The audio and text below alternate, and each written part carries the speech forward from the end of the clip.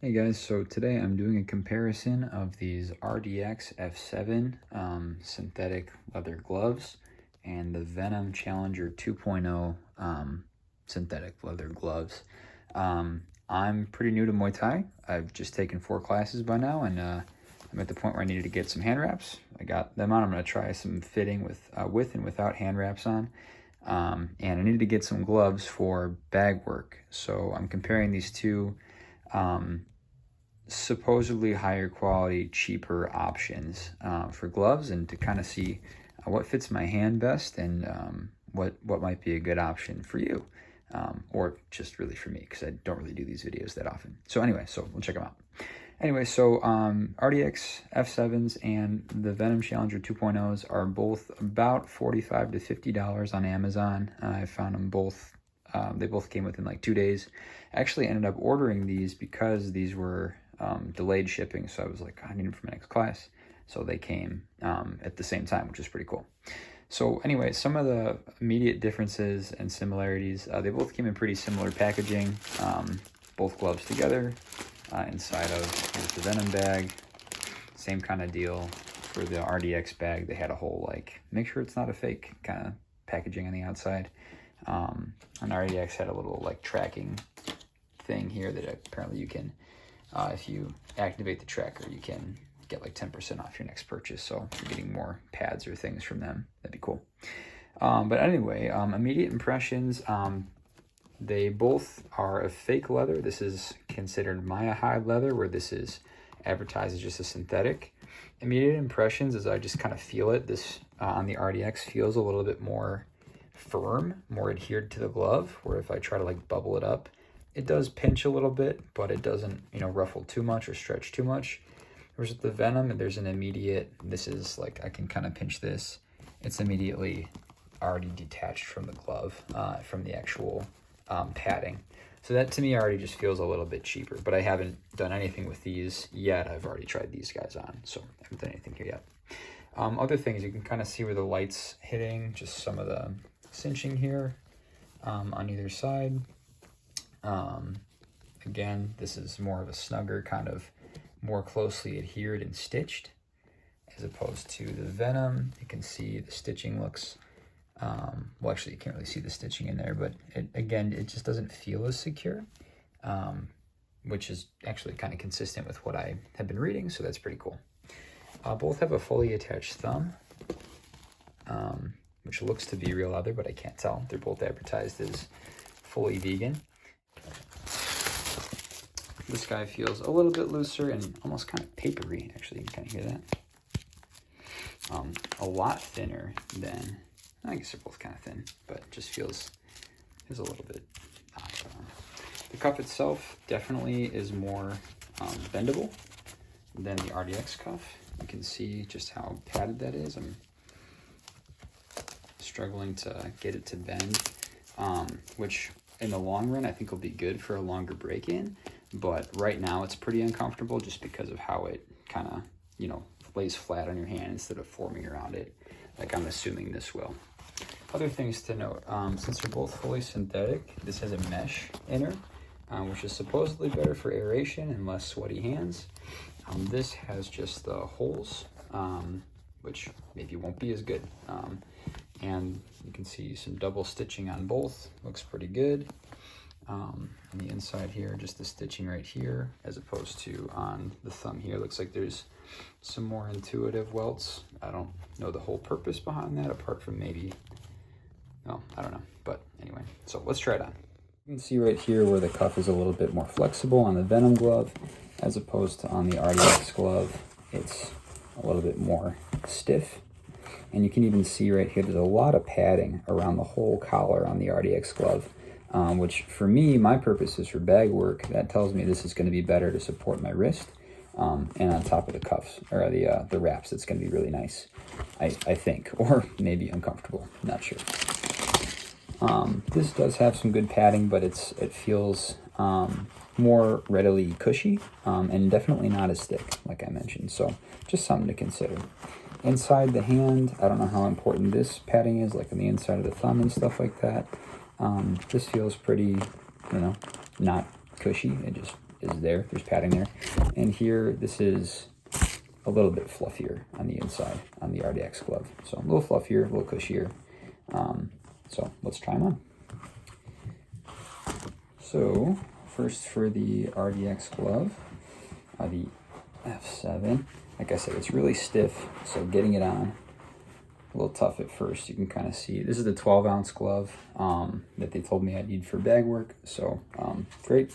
It's got all this nice branding inside. I don't know if this high breathability, we'll see.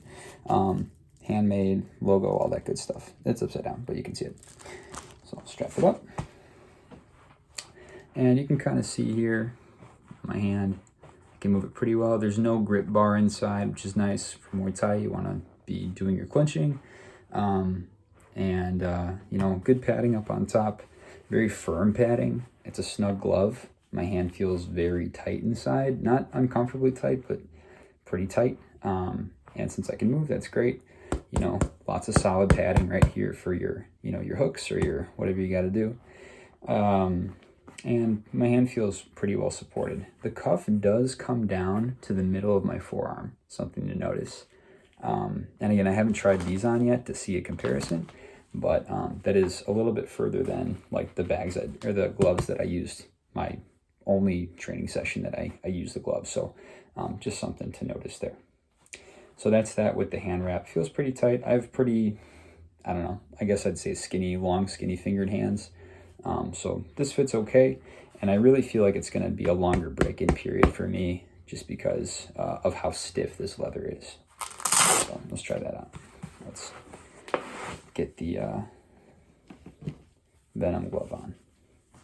So I'm going to use the same hand just for comparison. All right, Venum glove already coming in. Oh, wow, that's already easier to get on a little bit. And my immediate feeling is that the inside of this glove is not cushioned. The inside, I wish I could show you guys. It's like a slick kind of material inside. It doesn't, like if I, like the inside, when you put your hand, you curl it around the inside, it's a lot thinner, and I can not feel this mesh, but I feel like that kind of, like I said, this material all the way through inside the palm, and I can feel the stitching, like I can, this right here, I can touch and I can feel like, you know, right where that seam is. So just something to be aware of. Maybe that'll help with breathability. Maybe it will be bad with durability. I don't know. And I'm going to close it up. This here for me is already overlapping. You can kind of see, meaning it's a little bit of a looser cuff. Because like with the RDX one, just because of how stiff it was, this did not have any room to pinch. And again, I've got pretty skinny wrists,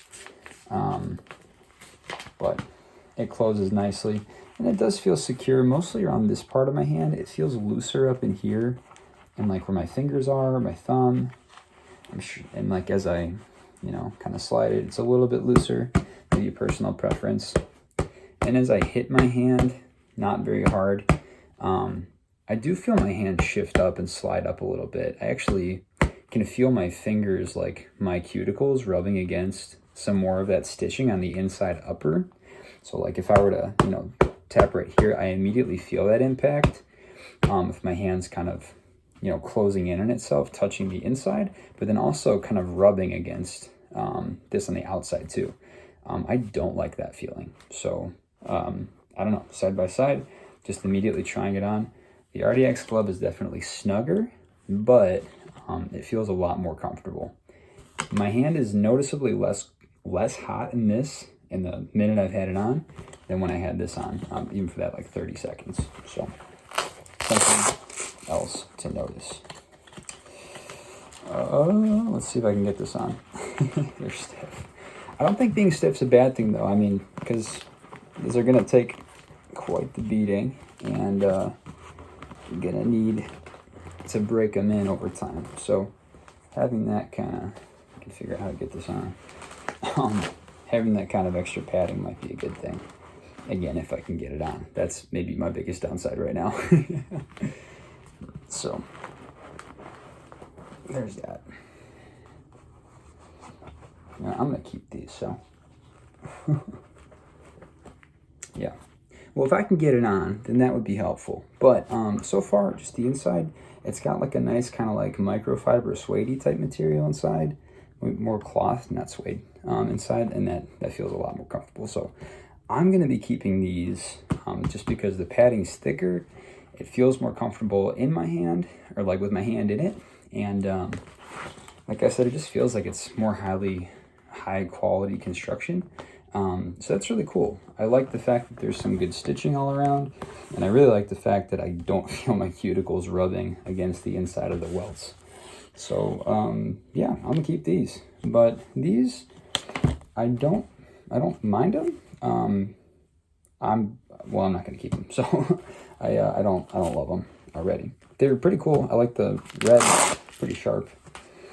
And I like that it's a little more spacious for my hand. But like if I weren't to wear wraps inside, and I'm pretty sure I always would, but if I were to not, like this would probably be too roomy for me, or even not that comfortable. Yeah, it just feels like an unlined glove. So that's my review. So if you have 50 bucks to spend and you're not totally sure, or if you want to save your money to buy like a nice Fairtex or Twins pair for sparring, for a nice bag glove, or for a decent price bag glove, I would recommend the RDX F-7s.